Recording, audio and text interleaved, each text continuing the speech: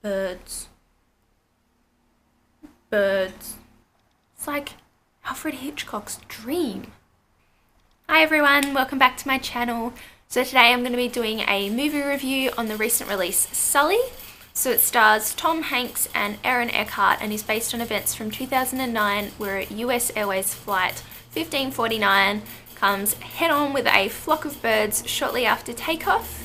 And the story is all about both of the pilots fighting through all the media, the controversy, and anyone that disbelieves that Tom Hanks' character is a hero.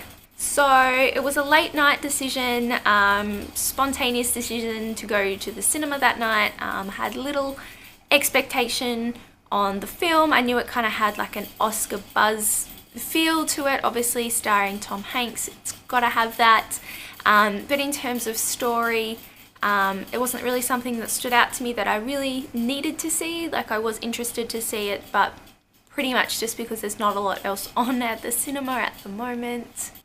So the film is directed by Clint Eastwood, if that gives you any indication of the feel of the film, just who would be going to it, and why it would have that Oscar buzz feel to it, exactly kind of what you can expect from the story as well.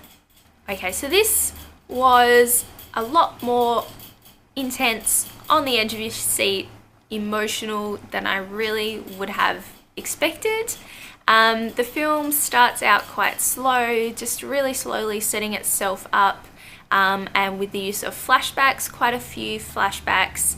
A lot of them are over the top and they feel unnecessary, almost really dreamlike, and I can tell that that's intentional, but it just kind of feels really out of place for the film. But the flashbacks do help as the film progresses because it's set post crash in the Hudson, but the use of flashbacks allows the movie to go back and retell the entire story, also jumping to important parts. So one thing that I'm really happy about with this movie is that it was only about 1.5 hours long. Obviously the event itself only takes a couple of minutes. They take off, they hit some birds, they crash in the Hudson, and there's a rescue. That's no spoiler, these are true events, and that's the basic plot of the film. But just given what kind of movie it is, I really was expecting it to just keep going and going and going and be like 3 hours long. So when it finished, it felt right. Like, it felt like it had to finish. So obviously being able to get 1.5 hours out of a quite short event, with minimal damage itself, that was great. Another clever trick, like the flashbacks, is setting up kind of little side stories, little inner stories between a few characters here and there, just to set you up and get you emotionally attached further, opposed to just how you feel about Sully and his co-pilot, but to actually have that feeling of being invested in the characters in such a short film. There are about 150 passengers on the plane, but there's one with a dad and his sons. It does keep flashing back to them, especially when the plane goes down. That was like, that felt really gut-wrenching. I don't know why it was such a like insignificant part of the film. It's the guy from Fanboys and quite a few other movies. So instead of just using extras for characters they want you to feel for, they do actually use proper actors. Like, there's even one lady who's just sitting on the aisle seat of the plane, and it keeps cutting to her. She barely has any lines, if any, but you just recognize her face. You know, she's not just some random extra that they've pulled out. So that also helps you feel more invested in their characters as the plane is slowly plummeting down into the Hudson River.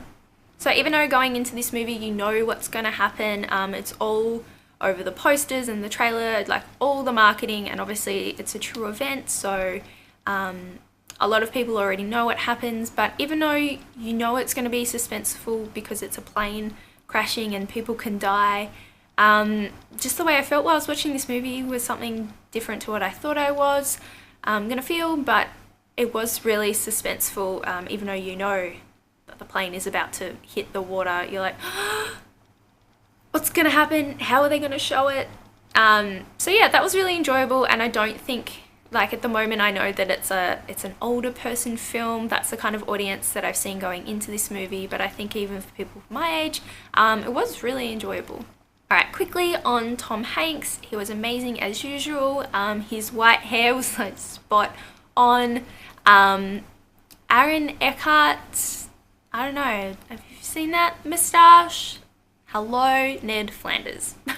So the movie itself is kind of on a downer the whole time. Obviously there's a crash, people could have died. They're creating a case against the pilots as to why they didn't return to the base and instead plummeted into the Hudson River. And when the case starts to turn around, you really do feel for them, and you can understand how the kind of higher up US Airways and the officials really feel about having to be harsh on Tom Hanks's character, even though he saved all these lives.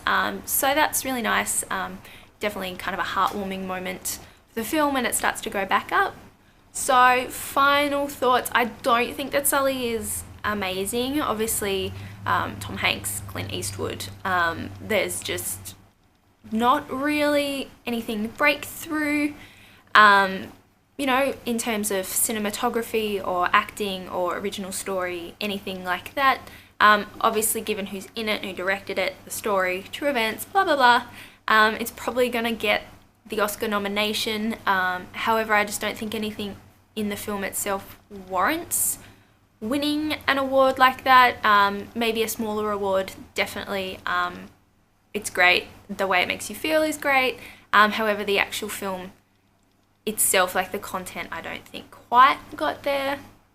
However, the movie does make you feel as though Sully saved the entire human race. So the fact that they can pull that off for someone that had zero expectation going into the movie, and maybe that's why, yeah, I really appreciate that. That was really nice. It was nice to have like a really feel-good, true event movie that didn't go over the top, make you feel like that's the end of the world, but just the way that, you know, that Sully was a hero and he didn't really kind of bathe in all the glory that surrounded him. That was really nice. So what was fun was trying to guess the time period that the movie was set in. Obviously it was 2009. But as it was an American event, I don't remember hearing a lot about it. Given how old I would have been at the time as well, hearing about that really wouldn't have interested me at all. It wasn't really televised here in Australia, or I don't really remember it. So Ben and I had fun trying to guess kind of what year it was over what mobile phone they were using. Tom Hanks had this flip phone. You know, we're thinking like 2005 or something, but yeah, so that was fun. Something else that made our screening fun was the fact that Ben and I were the only ones in the cinema. We went on a Thursday night, and yeah, we're the only two in there, so we could discuss the film the entire way through, so that was really fun and enjoyable. We could get all our thoughts out at that time, and yeah, I felt quite happy and lifted after seeing the movie. I would highly recommend it to anyone just looking for, you know, a movie to go and watch, or a Blu-ray to buy or rent once it comes out. It was really enjoyable, don't miss it.